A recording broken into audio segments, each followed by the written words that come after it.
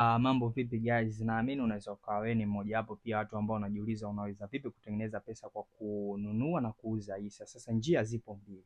Hisa unaweza ukainunua ikiwa katika bei ndogo na ukaiuza kwa bei kubwa. Si unanielewa kwamba labda hisa umenunua 500 ikaja ikapanda ikawa 1500. Ukitoa ile 500 yako maana yake tayari una faida ya 1000. Maana yake unazidisha mara zile hisa ulizonunua. Si unanielewa? Njia ya pili ambayo ndio ina faida kubwa sana ni ile ya kununua hisa na kuziacha kwa muda mrefu. Labda target yako inakuwa miaka 10, 15, 20. Pale ndo unapiga hela ndefu. Sio, unanielewa? Japokuwa kuna watu ambao wanapiga hela kwa muda mfupi. Yaani kwamba anazivizia zikishuka chini, anazinunua kwa wingi, zikipanda kidogo, anaziuza, anapata faida. Kwa hiyo njia zipo mbili. Sio, unanielewa?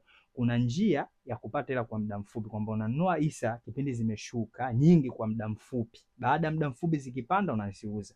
Au unaweza ukawa unazinunua kidogo kidogo baada ya miaka kuanzia 5, 10, 20 kwenda mbele zikaja unufaisha. Na watu wengi huaga hisa wananunua kwa ajili ya yani kama akiba ya baadaye. Si unanielewa? Yani kwamba mtu anakuwa na target ya zaidi ya miaka 20 au 30 mbele. Si unanielewa?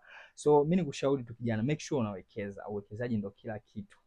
Si unaelewa? Watu wenyewe wasio wanakuambiaje, finali ni uzee. Si unanielewa?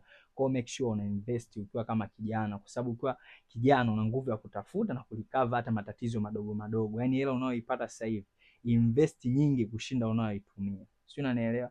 Kwa make sure una invest kijana.